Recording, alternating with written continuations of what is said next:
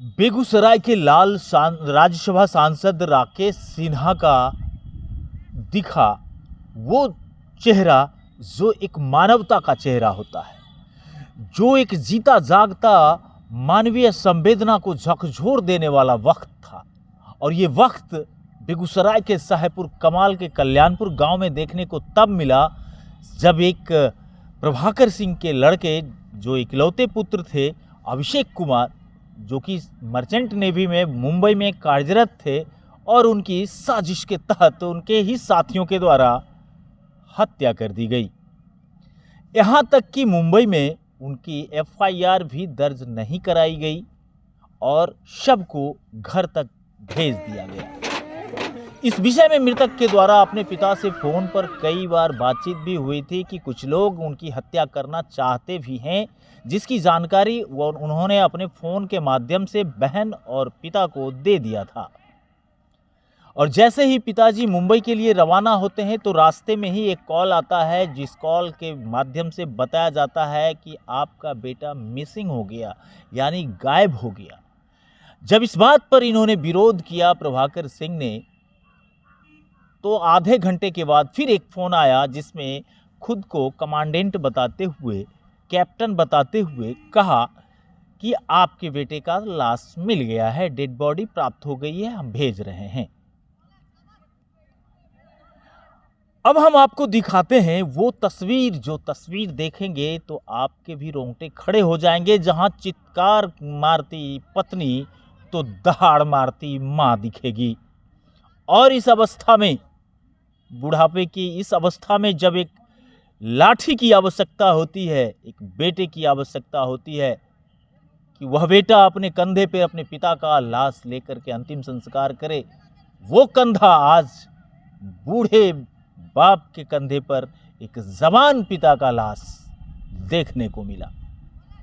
बिहार सरकार से अगर इस बात की जानकारी पहुंचाई जाती है, उन्हें कहा जाता है, तो पत्रकारों पर एनएसए लगा दिया जाता है कि 2 राज्यों में वैमनस्यता फैलाने की कोशिश की गई थी। अब भला बिहार सरकार को लोग कैसे समझाए कि आपके लोगों का हालत, स्थिति, परिस्थिति कहीं भी काम कर रहे हैं तो उन्हें मानवों की तरह ना तो रखा जाता है और ना ही उनके साथ व्यवहार किया जाता है। ये बात ना हमारी सरकार को समझ में आती है और ना ही अब कोई समझाना भी चाहेगा। जी हाँ, आप देखिए कि एक बुजुर्ग पिता कैसे बिलख बिलख करके अपने बेटे के शव के सामने रो पड़े हैं और किस तरीके से राकेश सिन्हा ने उन्हें अपने गले से लगाया और तत्क्षण फोन लगाई है महाराष्ट्र के गवर्नर को। कैसे सर? तभी कहाँ, महाराष्ट्र में ही है कि अभी? बम्बई में। तो मैं बीच में आऊँगा, मैं मिले हुए बहुत दिन हो गया। दिल्ली आना है क्या सर? 2-4 दिन दिल्ली आना है क्या? अभी आएंगे क्या 1-2-4 दिनों में? मैं भी जनवरी में आऊँगा सर, आप सिर्फ मिलने के लिए आऊँगा, बहुत दिन हो गया है जी। सर एक आज मैं फरियाद के लिए फ़ोन किया। मैं अपने गांव बेगूसराय आया हुआ हूँ और बेगूसराय का एक बच्चा वहाँ काम करता था मर्चेंट नेवी में, और वो पिछले कई दिनों से अपने माँ पिताजी को कह रहा था कि हमको लोग मार देंगे, क्योंकि तेल की चोरी कुछ होता था तो ये ऑब्जेक्ट करता था, साथ नहीं देता था इसको।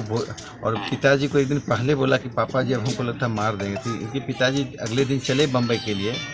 और जैसे चले कि रास्ते में इनको खबर आ गई कि बच्चा पहले बोला मिसिंग है। अब बाद में जब इन्होंने कहा मेरा बच्चा मिसिंग कैसे होगा, मेरी तो बात कल हुई है, तो फिर बोला कि नहीं वो डेथ हो गया है। वहाँ एफआईआर भी लॉन्च नहीं कर रहा है। अभी यहाँ अच्छी है। तो इसका क्या करें सर? मैंने बेटा मर जाना, जवान लड़का, एक ही इकलौता बेटा था। 32 वर्ष।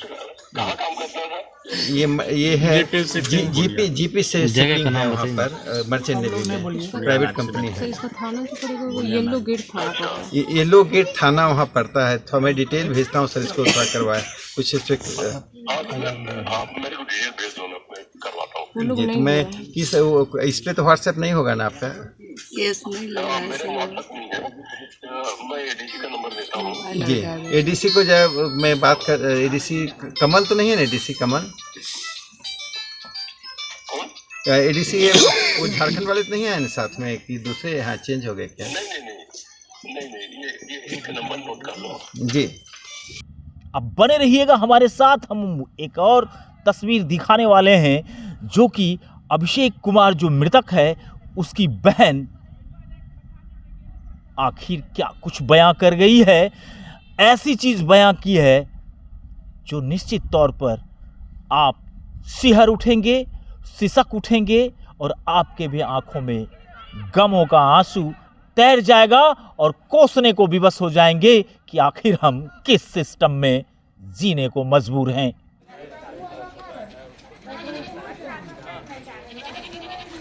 क्या मांग करते हैं सरकार से, कुछ तो कहिए। सरकार से क्या मांग करते हैं? मांग वही करते हैं कि जो उसकी पत्नी का उसकी बच्चा एक आए की बोलिए। उसकी पत्नी और उसके बच्चे के जीवन यापन के लिए सरकार कुछ तो देगी और हमें न्याय चाहिए। जो न्याय, उचित न्याय हमें वो चाहिए। वहाँ से हमारा कोई केस नहीं लिया गया, यहाँ के थाने वाले भी नहीं ले रहे हैं। क्या बोले थाने वाले लोग? थाना बोल रहे, वो सीधे बोल रहे हमारे यहाँ का मैटर नहीं। मुंबई वाले बोल रहे हम नहीं लेंगे केस। और बिहार इसमें सरकार से क्या कहना है? बिहार सरकार से यही उम्मीद है कि जो सही डिसीजन ले वो, ताकि विश्वास करे जनता उन पे। और हम लोग क्या है, और इसमें हमारे भाई के मारने में सबसे बड़ा नवीन नाम का एक इंसान है जो वहाँ सेकंड ऑफिसर है, उसका नाम वो बार बार लिए कि वो उन्हें धमकी देता है, मार डालेगा। कोई तस्वीर फोटो वगैरह नवीन की हो सकती है हमारे पास, हमें उपलब्ध कराइए। उसका नंबर है। उसके पिता का नाम सत्यनारायण पांडे है। छपरा जिला का ना है? सारण का है वो। सारण जिला है उसका। किस पद पर था वो? सेकंड ऑफिसर है वो। तो जिस शिप पर ये थे उसी शिप पर? हाँ, उसी का है वो। आप लोग को सूचना मिल रही थी कि इनको पॉइजन दिया जा रहा है? वो एक्सपायर होने से 2 दिन पहले 23 को पापा यहाँ से जाने वाले थे, 23 को सूचना दिया कि बॉडी वो एक्सपायर कर गए। उससे पहले बोल रहा था कि हमको कुछ दे रहा है खाने में। हम लोग बार बार नंबर मांग रहे थे तो बोले ठीक है हम 23 को दे देंगे। और 23 के जिसमें उन लोगों को मालूम हो गया कि ये अपने घर वाले को सूचना दे दिया है तो हम लोग मार डाले उसे। मोबाइल ले लिया, मोबाइल सीज हो गया। वहाँ से कोई कागज कुछ भी हम लोगों को नहीं दिया गया है। जब मांगा गया तो सारा पेपर सब कुछ वो लोग छुपा लिए, कुछ भी नहीं दिए। एग्रीमेंट पेपर होता है, सारा इंश्योरेंस रहता है, कुछ भी वो लोग नहीं दे रहे हैं। ये तो बहुत दुर्भाग्यपूर्ण घटना है। यह लड़का का जो है 3 वर्ष शिप पर जाना नहीं हुआ। जैसा कि पता चला कि 9 साल का एग्रीमेंट पड़ गया था और वहाँ पर फोन के माध्यम से अपने पिता प्रभाकर सिंह को जानकारी दिया था कि हमको लगता है कि अब बचने नहीं देगा, जैसा लगता है कि भोजन में कुछ मिलावट करता है। ये अपने पुत्र को प्रभाकर बाबू कहे कि ठीक है बेटा हम आते हैं तुमको ले जाएंगे, लेकिन वहाँ पर जो है सस्पिशन है कि पॉइजन दे करके मारा गया या जैसे भी मारा गया। इसके बाद मिसिंग कह करके इनको जो है मिसिंग किया गया कह करके मिसिंग हो गया ऐसा करके झपलाने का काम किया, जबकि लाश रिकवर हुआ।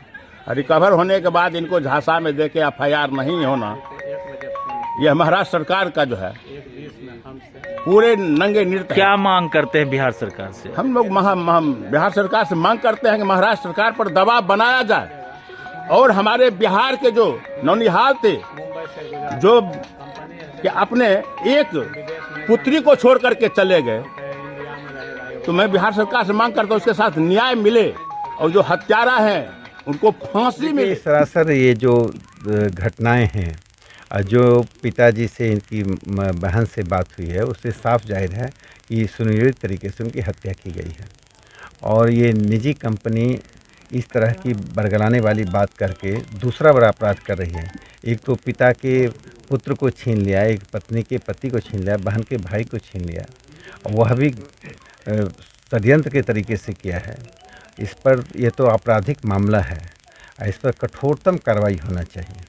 लेकिन सर वहाँ की सरकार, वहाँ तो आप भी हैं सरकार में, और वहाँ के थाना ने FIR तक लेना मुनासिब नहीं। देखिए ये इसका संबंध सीधे सरकार से नहीं है, एक निजी कंपनी में घटना घटी है और हर चीज़ सरकार के पास नहीं जाती है।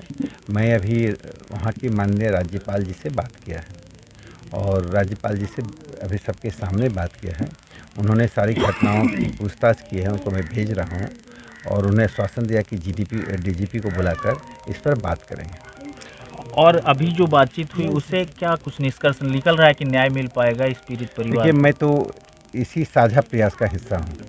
मेरा काम है प्रयास करना और मेरा काम प्रयास करना, प्रतिबद्धता के साथ प्रयास करना, और हर कोई चाहता न्याय मिले, एक पिता को न्याय मिले, एक पत्नी को न्याय मिले, एक बहन को न्याय मिले। सर एक अलग से सवाल ले लेते हैं। आहोक घाट पर जो पुल के गिरने का बात है वो पिछले साल दिसंबर में गिरा था। कई सारे जनप्रतिनिधि वहां पहुंचे, बड़ी बड़ी बातें हुई, जांच होंगी, एजेंसियां को ब्लैक लिस्टेड किया जाएगा, नए तरीके से निर्माण किया जाएगा, लेकिन हुआ तो कुछ नहीं सर। 1 साल हो गए। जब जनप्रतिनिधि ही गिर गए हैं तो पुल को कौन बनाएगा?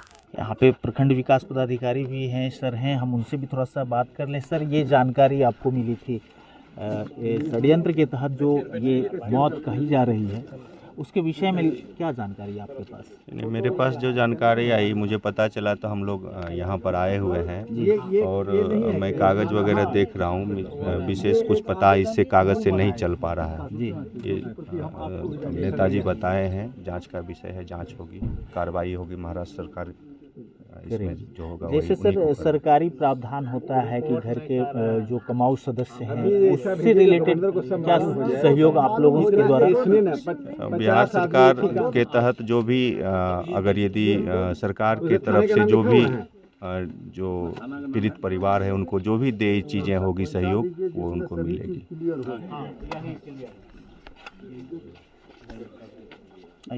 देखिए, तो ये तो हमने आपको दिखाया कि राज्यसभा सांसद ने कहा कि ये सामूहिक और साझा प्रयास का मैं भी एक हिस्सा हूँ। और वहीं पे जब हमने यहाँ के प्रखंड विकास पदाधिकारी से बात करी तो उन्होंने कहा कि जो भी प्रावधान होगा वो हम लोग करेंगे। आखिर पीड़ित परिवार को कोई ठोस चीज़ सामने नहीं निकल करके आ रहा है। बहुत सारे लोग हैं यहाँ पे और उनसे भी हम बात करेंगे। भैया, इस तरीके की घटना के ऊपर आप क्या कुछ कहना चाहेंगे? ये तो जघन्य है। ये तो लोग FIR नहीं लेते, आपकी सरकार है, वो सरकार है, वही तो अभी राज्यसभा सांसद बता रहे थे, सारा चीज़ जो है सरकार के कान में नहीं जा पाता है, इसलिए कार्रवाई नहीं हो पाती है कार्रवाई। तो बीच में गैपिंग कौन लोग कर रहे हैं? गैपिंग, इसमें गैपिंग जो है वो थोड़ा कम्युनिकेशन गैप है। कम्युनिकेशन गैप है। तो देखिए, इस तरीके से कम्युनिकेशन गैप का भी मामला सामने निकल करके आया और जो भी बातें हैं हम आपको लाइव के माध्यम से भी दिखाया है, पीड़ित परिवार से भी मिलवाया है। और तमाम, मैं आपको एक बार फिर से बता दूं कि इंजीनियर अभिषेक जिनकी मौत हो गई, उन्हें साजिश के तहत मौत होने का परिजनों के द्वारा ये आरोप लगाया गया है कि साजिश के तहत उनकी हत्या की गई है, मौत नहीं है, ये हत्या है। और इन्हीं तमाम बिंदुओं पर अब क्या कुछ बिहार सरकार निर्णय कर पाएगी और क्या कुछ बेगूसराय के सांसद जो कि केंद्र में हैं और भारतीय जनता पार्टी की सरकार भी महाराष्ट्र में है, क्या निर्णय हो पाता है? नितिन गडकरी नरेंद्र मोदी के टीम का एक सशक्त पिलर कहिए आप, और मुझे लगता है कि सभी मंत्रिमंडलों में जितने सारे मंत्री होंगे सबसे बेहतरीन कार्य करने का तमगा भी जनता देश की उन्हीं को प्रदान करती है। और ऐसे में एक व्यक्ति जो जॉब करने जाए और उसकी रहस्यमय तरीके से मौत हो जाए और उसे एक साजिश के तहत हत्या का मामला बताया जा रहा हो परिजनों की तरफ से, तो ऐसे में भला FIR ना होना महाराष्ट्र में निश्चित तौर पर एक गंभीर विषय है और इस विषय को केंद्र और राज्य सभी को मिल करके पीड़ित परिवार को न्याय तक पहुंचाने की जिम्मेवारी लेनी चाहिए। अब बने रहिएगा हमारे साथ, लगातार हम दिखाते रहेंगे तमाम खबरें। तब तक के लिए नमस्कार।